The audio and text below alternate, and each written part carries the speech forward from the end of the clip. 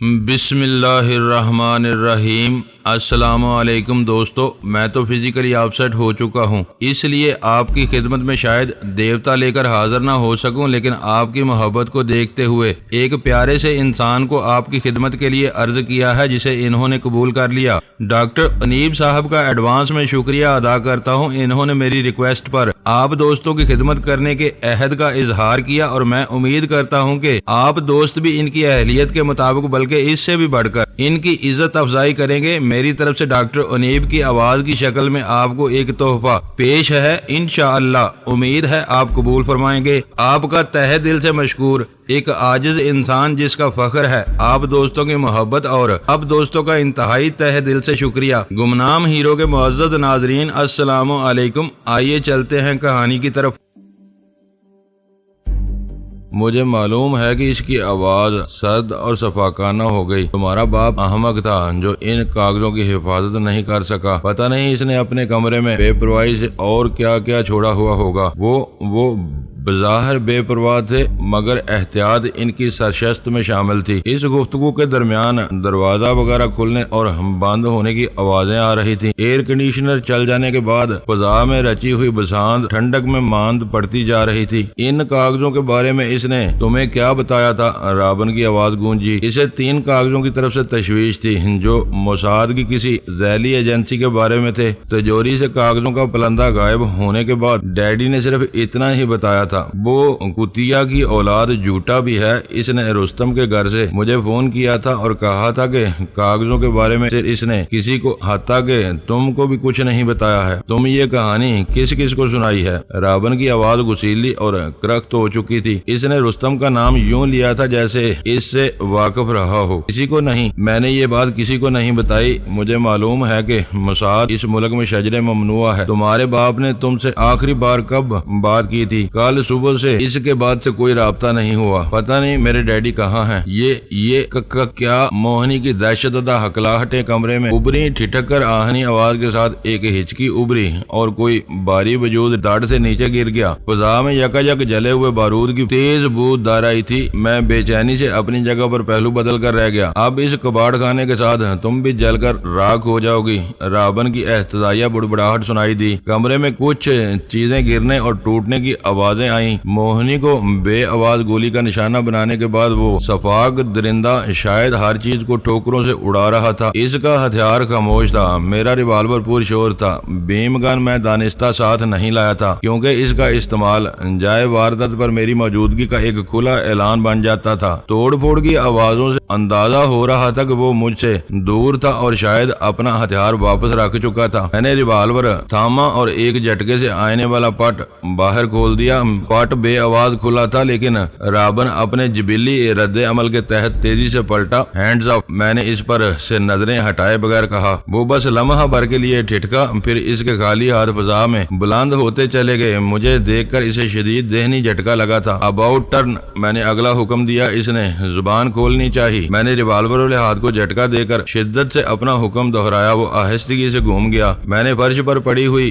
موہنی کی لاش پر بس ایک سرسری نظر ڈالی۔ اس کی گوری پیشانی کے وسط میں چھوٹا سا ایک سیاہ داغ تھا اور پھٹی ہوئی آنکھوں میں آخری لمحات کی دہشت اور بے یقینی مجسم ہو کر رہ گئی تھی۔ وہ یقین نہیں کر سکی تھی کہ اس کے باپ کی دوستی کے نام پر آنے والا رابن اس کے لیے موت کا فرشتہ بن جائے گا۔ میں پنجوں کے بل بہت برگ رفتاری سے رابن کے سر پر پہنچا، پھر پرشور فائر کا خطرہ مول لینے کی بجائے میں نے داہنے ہاتھ سے اس کی گدی پر زوردار تھپڑ رسید کیا۔ لچکیلا اور زہریلا کیپسول اپنی پوزیشن میں تھا۔ تھپڑ کھا کر رابن نے میری طرف گھومنے کی کوشش کی۔ اس وقت تک اس کی رگوں میں اترنے والا زہر اپنا کام شروع کر چکا تھا۔ اس کے گھومنے کی رفتار سست ہو گئی، پھر وہ سلو موشن میں قالین پر بیٹھتے بیٹھتے نیچے ڈھیر ہو گیا۔ مجھے شبہ تھا کہ داخلی دروازے کے باہر رابن کا کوئی نہ کوئی آدمی موجود ہوگا۔ اپنے چہرے سے رومال ہٹا کر میں تیزی سے راہداری میں دوڑ پڑا۔ پرانے راستے سے چھجے پر پہنچتے میں زمین پر کود گیا۔ عمارت کے کونے پر آ کر میں نے اوٹ سے جھانکا تو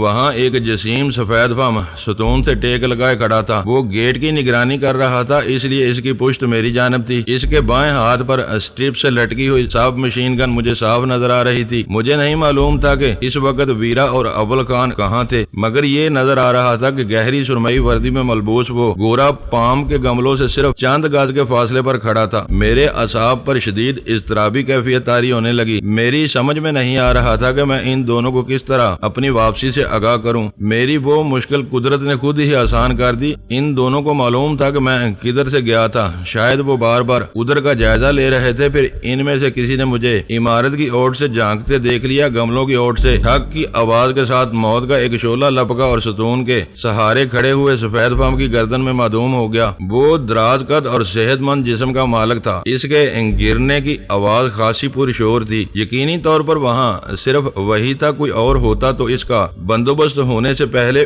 ویرا نے اپنے بے آواز ریوالور سے فائر نہ کیا ہوتا۔ میں نے پوری قوت سے پھاٹک کی طرف دوڑ لگا دی۔ ویرا گملوں کی اوٹ سے نکل رہی تھی۔ اول خان دیوار کے ساتھ اگے ہوئے گنجان پودوں میں سے باہر آ رہا تھا۔ یہ سارے واقعات بہت سرعت سے اور تقریباً ایک ساتھ ہوئے۔ اسی دوران میں پھاٹک والی کھڑکی کھلی اور سفید وردی میں ملبوس کوئی مقامی چہرہ بڑکے ہوئے انداز میں اندر جھکا، پھر شاید زمین پر پڑے ہوئے سفید فام پر نظر پڑتے ہی غائب ہو گیا۔ میرے پھاٹک تک پہنچنے سے پہلے کسی گاڑی کا انجن بیدار ہوا اور پھر وہ آواز بڑھتی ہوئی گراہٹوں کے ساتھ دور ہوتی چلی گئی۔ ڈرائیور کو گیئر بدلنے کا ہوش ہی نہیں رہا تھا۔ ان کا ڈرائیور گاڑی لے کر بھاگا ہے۔ قریب پہنچنے پر اول خان نے سرگوشی کی۔ غنیمت ہے کہ اس نے دہشت زدہ ہو کر چیخ نہیں ماری۔ اب فوراً باہر نکلو، اندر والا تو شاید کبھی چل کر باہر نہیں آ سکے گا۔ میں نے اسباد میں سر ہلا کر کہا۔ خوف کی شدت سے بعض لوگوں کی گگی بند جاتی ہے یا آواز ہی حلق میں پھنس کر رہ جاتی ہے۔ وہ ایسے ہی کسی قبیلے کا آدمی رہا ہوگا۔ ہم تینوں اطمینان سے موہنی کے گھر سے باہر نکلے، گاڑی میں سوار ہوئے اور روانہ ہو گئے۔ غزالہ اور سلطان شاہ کو کھیل ختم ہونے کی اطلاع نہیں دی گئی۔ اول خان نے دانستہ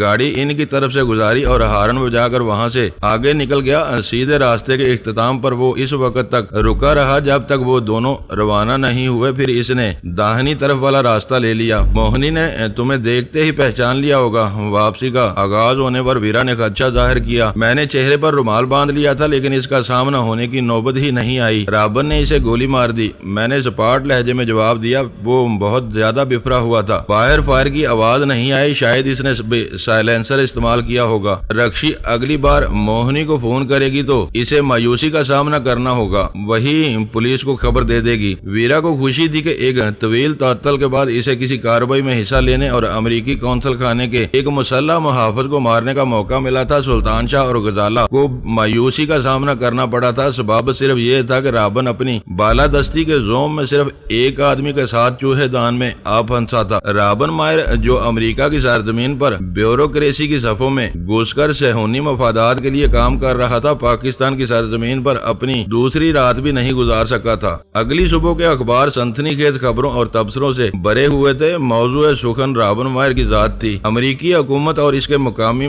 سفارتخانے کی واضح ترین ہدایت کے باوجود اس کی لاش کا پنڈت منوہر لال کے گھر میں پایا جانا ایک بہت بڑا سوالیہ نشان تھا۔ وہ قونصل خانے کے محافظ کے ساتھ وہاں کیا کرنے گیا تھا؟ دوسری سنگین بات یہ تھی کہ موہنی کی پیشانی میں موجود گولی رابن کے ریوالور سے چلائی گئی تھی۔ اس کے داہنے ہاتھ کی پشت پر جلے ہوئے بارود کے ذرات برآمد ہوئے تھے۔ شہر کی ایک بدنام اور متنازع ماڈل گرل کے ساتھ اس کا کیا تعلق تھا؟ حوالات کا ایک طویل اور شرمناک سلسلہ تھا جو اس واقعے کے بعد اٹھ کھڑا ہوا تھا، اور امریکی سفارتی ملازمین کے پاس مکمل خاموشی کے سوا کوئی جواب نہیں تھا۔ ایک اخباری اطلاع یہ بھی تھی کہ ڈرائیور کے ذریعے کسی ناخوشگوار حادثے کی اطلاع ملتے ہی امریکی کمانڈوز کا ایک دستہ موہنی کے گھر سے سارے شواہد مٹانے کے لیے بہت تیزی سے وہاں پہنچا تھا، لیکن ان کے پہنچنے سے بہت پہلے رکشی کی مخبری پر پولیس فورس نے پورے علاقے کو گھیر لیا تھا۔ کمانڈوز کو کسی کارروائی کے بغیر بے نیلو مرام واپس لوٹنا پڑا تھا۔ ان کی دو گاڑیوں کی آمد کے بہت سے عینی شاہد موجود تھے۔ بظاہر وہ پاکستان کی سرزمین پر امریکیوں کی بدقسمتی کا تسلسل نہ नजर आ रहा था, लेकिन अंदर ही अंदर इसराइल और इसकी खुफिया एजेंसी भी इस लड़ाई में शामिल हो चुकी थी। हम लोग अपने तौर पर जो कुछ कर रहे थे इसकी कोई कानूनी या सरकारी हैसियत नहीं थी, लेकिन पंडित मनोहर लाल की सूरत में एक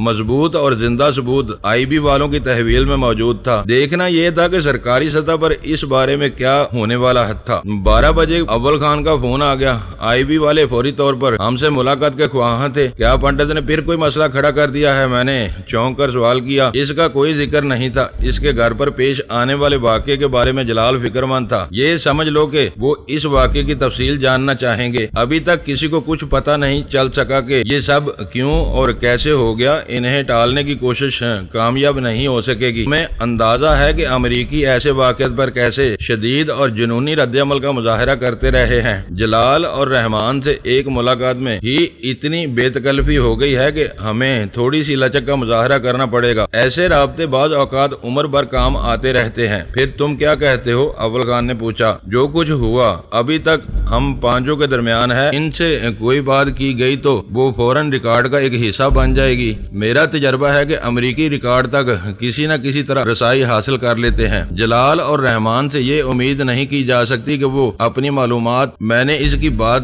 दरमियान से ही उचक ली। मैंने इनके बारे में कुछ नहीं कहा। वो रिकॉर्ड अपनी तिजोरियों में नहीं दफ्तरों में रखते होंगे। न जाने वहाँ किस किस के हाथ पहुँचता हो। तुम ठीक कह रहे हो।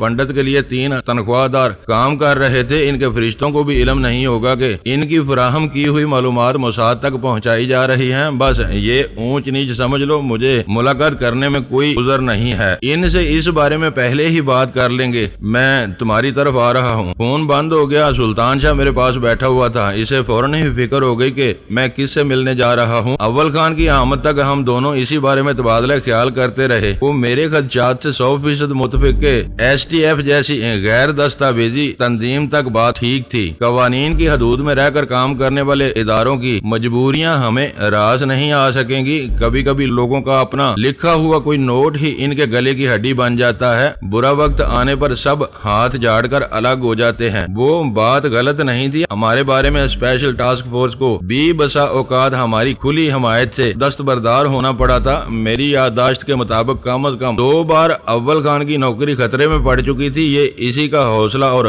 अपनी मट्टी से प्यार था कि वो मुसलसल हमारा साथ दिए जा रहा था। अव्वल खान के साथ सफर के दौरान यही बातें होती रहीं और हम सदफ मेंशन पहुंच गए। जलाल और रहमान ने इसी मखसूस कमरे में बहुत तपाक से हमारा खैर मुकद्दम किया। रस्मी कलमात के तबादले और पंडित से मेरे सवालों जवाब की मुकर्ररा तारीफ के बाद वो असल मतलब की तरफ आ गए। कल के वाक़े के बारे में तुमने अखबारात देख लिए होंगे। इस्लामाबाद में खलबली मची हुई है। सबकी निगाहें आईबी पर लगी हुई हैं और हम गंग हैं कि किसी को कुछ बताने की पोजीशन में नहीं है। रहमान ने कहा। ये सब दुरुस्त है। इस बारे में हम क्या कर सकते हैं? मैंने संजीदगी से पूछा। पंडित को तुम ही लोगों ने घेर कर हम तक पहुंचाया है। इसके घर से कागजात निकाले थे। शायद तुम्हें कुछ मालूम हो, कोई तफसील, कोई सुराग। राबन मायर वहाँ क्या लेने गया था? बाज बातें ऐसी होती हैं कि आदमी को दानिस्ता चश्मपोशी से काम लेना पड़ता है। तुम्हारी बहुत सी मजबूरियां हैं। इनके मद्देनजर तुम्हारी खामोशी और माजरत ही सबसे बेहतर राह हो सकती है। तुम डर रहे हो? जलाल ने कहा कि कहीं तुम्हारा नाम झंडे पर न चढ़ जाए। ये डर नहीं, एक हकीकत है। बेहतरी बातों का रिकॉर्ड से अलग थलग रहना ही सबकी सलामती के लिए बेहतर होता है। मेरा ख्याल है कि मैं तुम्हारा मसला समझ रहा हूँ। जलाल ने ही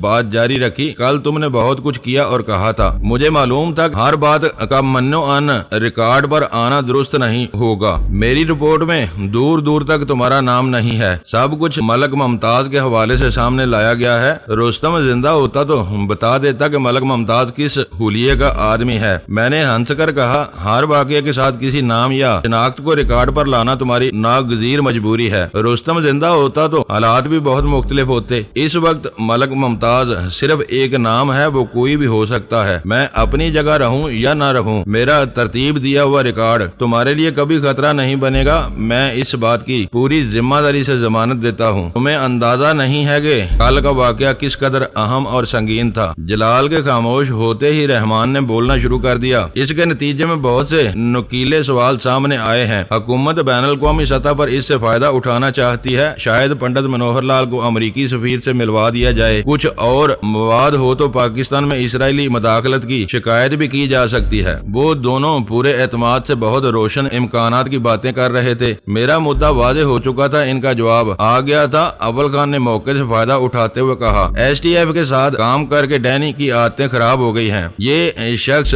ہمیشہ سامنے آنے سے گریز کرتا رہا ہے، اسی لیے اب تک اپنے بلکہ ملک کے دشمنوں کے سینے پر مونگ ڈل رہا ہے۔ جلال نے کہا، یہ صرف میری نہیں پوری ٹیم کی پالیسی ہے، ہم میں سے ہر ایک بے نام ہے۔ اوہ، تمہاری کسی ٹیم کا ذکر میں آج پہلی بار سن رہا ہوں۔ جلال نے حیرت سے اعتراف کیا، یہ ڈینی کا انکسار ہے۔ میرے کچھ کہنے سے پہلے اول خان جلدی سے بول پڑا، تم یہ سمجھ لو کہ میں تمہارے سامنے ملک کے مقتدر طبقے کی نمائندگی کر رہا ہوں۔ جلال چند لمحوں کے توقف کے بعد دوبارہ اپنے موضوع کی طرف آ گیا۔ وہ جاننا چاہتا ہے کہ رابن مائر کا قصہ کتنا پرانا ہے۔ کل دوپہر میں ہم تمہارے ساتھ تھے تو ہمیں گمان بھی نہیں تھا کہ دنیا میں کسی شخص کا نام رابن مائر ہوگا۔ نہیں، ڈینی رحمان نے تڑپ کر مجروح لہجے میں احتجاج کیا، ایسی ناقابل یقین باتیں مت کرو، کچھ چھپانا چاہتے ہو تو صاف کہہ دو، ہم تمہیں مجبور نہیں کریں گے۔ چند گھنٹوں میں اتنا بڑا اور بے داغ شکار، یہ سمجھ میں نہیں آتا۔ میں ڈینی کے اس دعوے کا گواہ ہوں۔ یہ رابن مائر کے مقدر کی گردش تھی کہ وہ وقت کے گھومتے ہوئے بے رحم پہیے میں اپنی گردن دے بیٹھا۔ اول خان نے میری حمایت کی، ڈینی کی پوری کہانی سنو گے تو تمہیں اس کی ہر بات پر یقین آتا چلا جائے گا، پھر یہ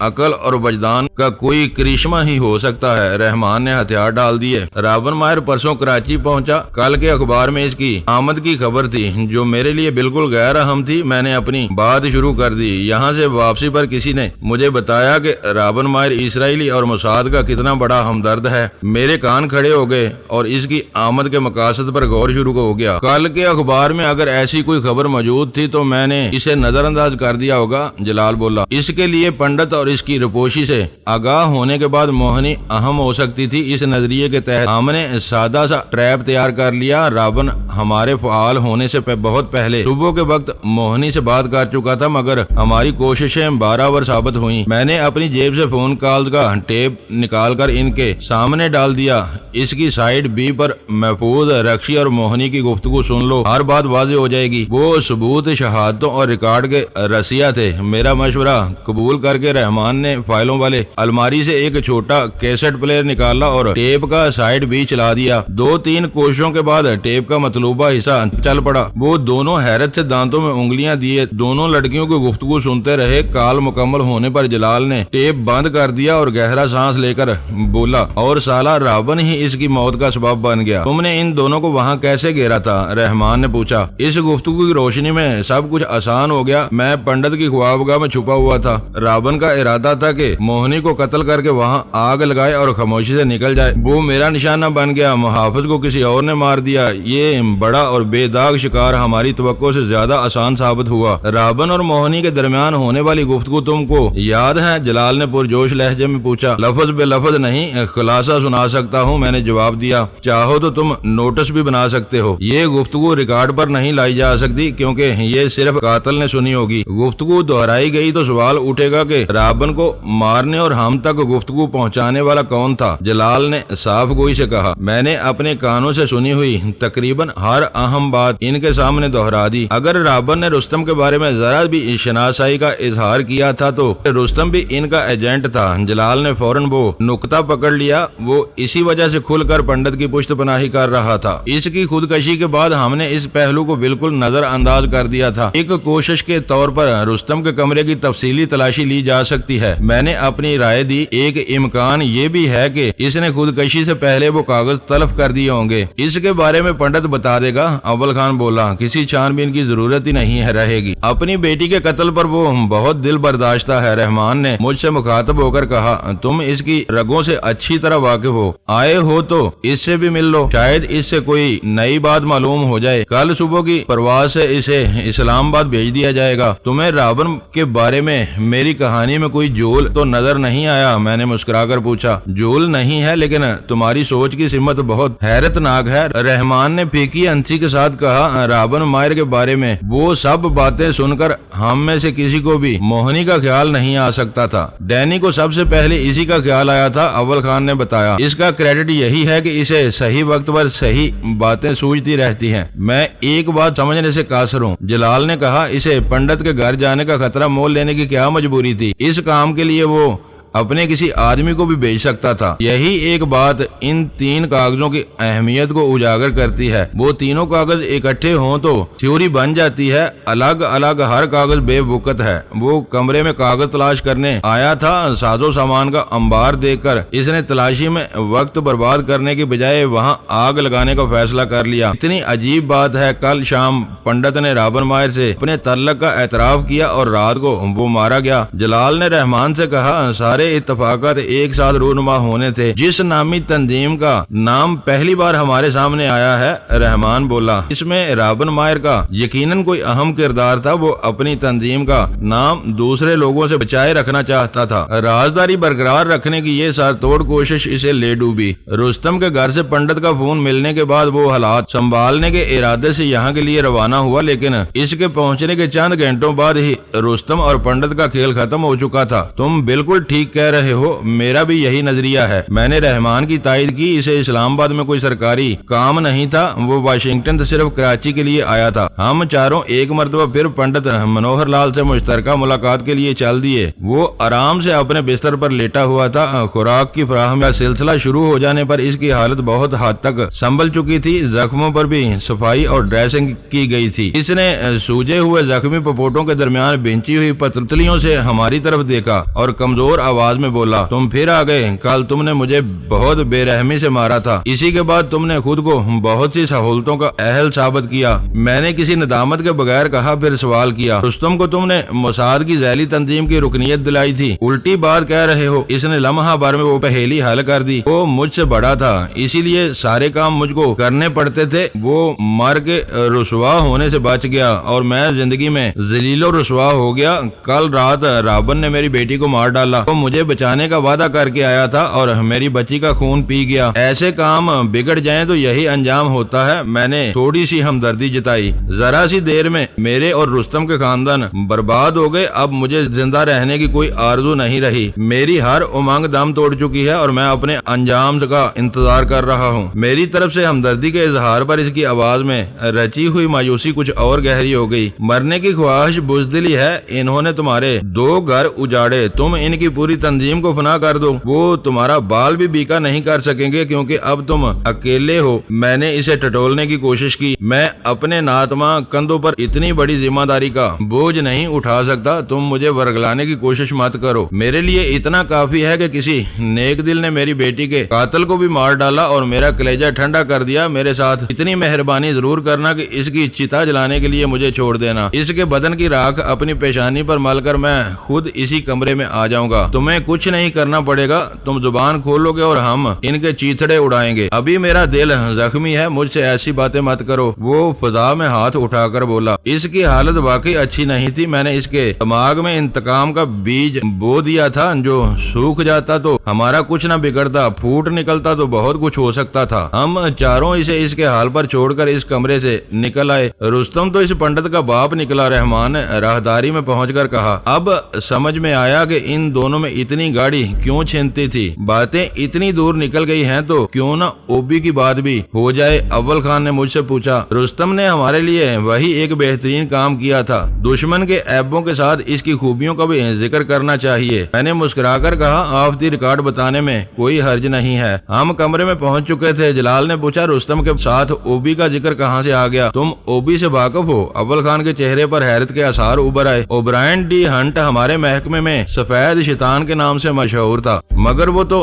پچھلے ہفتے نئی دہلی میں ٹریفک کے ایک حادثے میں مارا جا چکا ہے۔ رحمان نے کہا، میں یہی بتانا چاہ رہا تھا کہ ٹریفک اس خونی حادثے کا اہتمام رستم نے کیا تھا۔ اول خان کے اس انکشاف پر وہ دونوں ششدر رہ گئے۔ آج ہمارے لیے حیرتوں کا دن ہے، جلال نے کہا۔ رستم کو اس سے کیا پرکاش تھی؟ رستم کو کوئی پرکاش نہیں تھی، وہ تو صرف کرائے کا قاتل تھا۔ ملک ممتاز نے اس کام کے لیے رستم کو اپنی جیب سے 10 لاکھ روپے ادا کیے تھے۔ ملک ممتاز یعنی ڈینی؟ جلال نے میری طرف دیکھا۔ میں نے اپنا سر خم کر دیا۔ اس نے فوراً ہی سوال داغ دیا، ہمارے پاس اتنی بڑی رقم موجود تھی؟ ملک کے لیے میں اس سے بڑی رقم بھی خرچ کر سکتا ہوں۔ اول خان اس رقم کی واپسی کے لیے کوشش کر رہا ہے، شاید ایس ٹی ایف وہ رقم ادا کر دے۔ میں نے صورت حال واضح کر دی۔ سیکرٹ فنڈز کا وہ کیس تو نہیں جس میں پہلے 7 لاکھ مانگے گئے تھے، بعد میں 3 لاکھ کا اضافہ ہو گیا تھا؟ جلال نے تائید طلب لہجے میں اول خان سے پوچھا۔ وہی کیس تھا، رستم نے पहले 7 मांगे थे। डैनी 7 लेकर पहुंचा तो इसने मजीद 3 लाख का मुतालबा कर दिया, मगर ये जरूर हुआ कि काम बहुत सफाई से हो गया। इसका एशियन प्लान हमारे लिए तबाहकुन था। वो हादसा इस कदर मुकम्मल था कि किसी को अभी तक साजिश का शुबा नहीं हो सका। वो सौदा 10 क्या 15 लाख में भी बुरा नहीं था। डैनी और STF के कर्नल जमाल दस्ती के खिलाफ इसकी शिकायतें मेरे पास ही आई थी।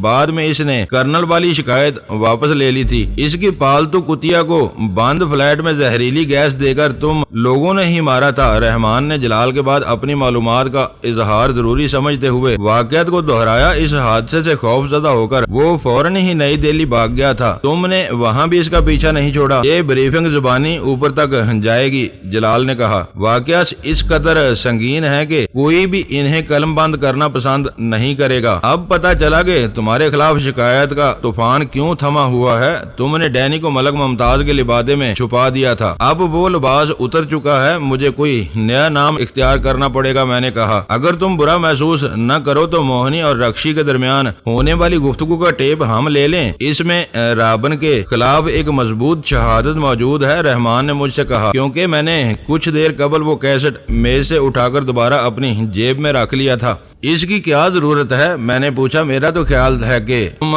राबन के कत्ल के बारे में बदस्तूर अनजान और बेखबर बने रहो। जुबानी ब्रीफिंग पर इक्तफा करो। ये नाजुक मामला तुम्हारे रिकॉर्ड पर आने से पेचीदगियां पैदा हो सकती हैं, इनका सामना करना दुश्वार हो जाएगा। दोस्तों, वीडियो को लाइक जरूर कर दिया करें। ISI पाक आर्मी जिंदाबाद, पाकिस्तान पाइंदाबाद। मुअज़्ज़ज़ नाज़रीन, अपना ख्याल रखिएगा और अपने इस चैनल का भी शुक्रिया।